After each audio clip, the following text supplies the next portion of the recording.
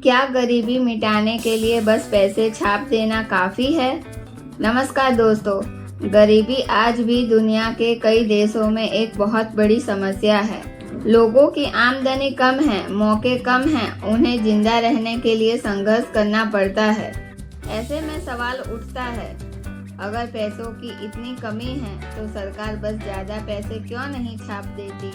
हर किसी के पास पैसे होंगे, सब अमीर हो जाएंगे और सभी खुश रहने लगेंगे ना।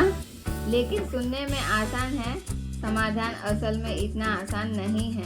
इस वीडियो में हम समझेंगे कि सरकार आखिर पैसे क्यों नहीं छापती। पहले चैनल को सब्सक्राइब करो। अब शुरू करते हैं वीडियो। पैसे छापने से क्या होता है? अगर आप अपने माता पिता या टीचर से पूछें तो वह कहेंगे इससे महंगाई बढ़ती है। पर यह महंगाई होती क्या है?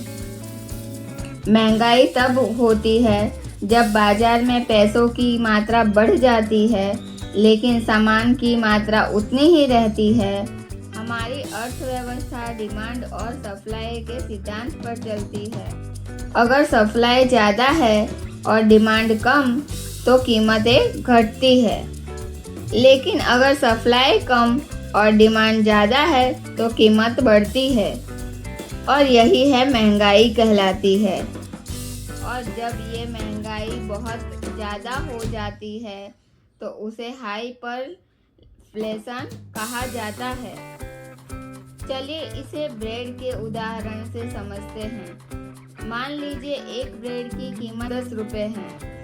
रमेश, महेश, अशोक, कल्पेश और विक्रम, इन पांचों के पास 10 रुपये हैं और बाजार में सिर्फ 5 ब्रेड हैं, तो हर कोई एक ब्रेड खरीद सकता है। अब सरकार हर किसी को 10 रुपये दे देती है। अब सबके पास 20-20 रुपये हैं, लेकिन ब्रेड अभी भी 10 ही है। अब सबको लगता है कि वह 2 ब्रेड खरीद सकते हैं, लेकिन ब्रेड तो उतनी ही हैं। इसीलिए दुकानदार सोचता है अब लोग ज़्यादा पैसे देने को तैयार हैं तो कीमत बढ़ा देते हैं। अब ब्रेड 10 रुपये की जगह 20 रुपये में बिकने लगती है।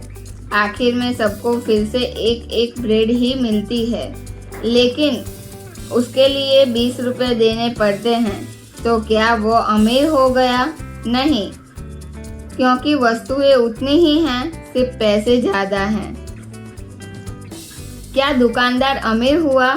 शुरुआत में शायद हाँ, लेकिन जब उसने ब्रेड बढ़ाने के लिए गेहूं खरीदना पड़ा तो वह भी महंगा हो जाएगा, क्योंकि सारे दुकानदार अब ज़्यादा गेहूं खरीदना चाहेंगे।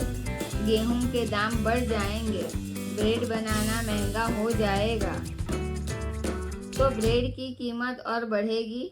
यह है महंगाई का चक्र। सिर्फ पैसा छापने से गरीबी खत्म नहीं होती, असल में इसे सिर्फ महंगाई बढ़ती है, पैसे की कीमत गिरती है और जीवन महंगा होता जाता है। अब आप सोच सकते हैं, इतनी बड़ी गलती तो कोई देश नहीं करेगा, है ना? लेकिन इतिहास गवाह है, कुछ देशों ने ऐसा किया और बर्बादी हाथ लगी। WWI के बाद जर्मनी की अर्थव्यवस्था बर्बाद थी। उन्हें भारी जुर्माना चुकाना था, लेकिन पैसा नहीं था। सरकार ने पैसे छापने शुरू किए। जनवरी 1923 में ब्रेड की कीमत 250 मार्क्स थी। नवंबर 1923 में वही ब्रेड 200 अरब मार्क्स में बिक रही थी। लोग बोरी भरकर नोट लेकर जाते थे, सिर्फ एक ब्रेड खरीदने के लिए। इसे लोगों ने सारी जमा पूंजी खत्म हो गई और समाज में हाहाकार मच गया। जिम्बाब्वे। रॉबर्ट मुगाबे ने जमीन का पूर्ण वितरण किया, लेकिन नए किसानों को खेती का अनुभव नहीं था। खेती घट गई, खाद्य संकट आया, बेरोजगारी बढ़ी और सरकार ने पैसे छापने शुरू किए।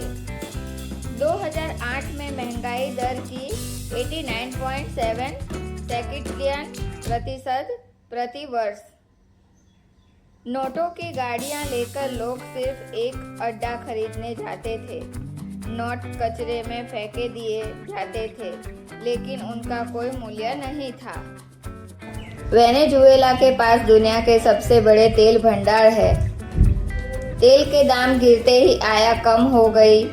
सरकार ने सब्सिडी जारी रखने के लिए पैसे छापे। नतीजा, महंगाई आसमान छू गई। लोग नोटों को सड़क पर फेंकने लगे। देश आर्थिक और सामाजिक संकट में डूब गया।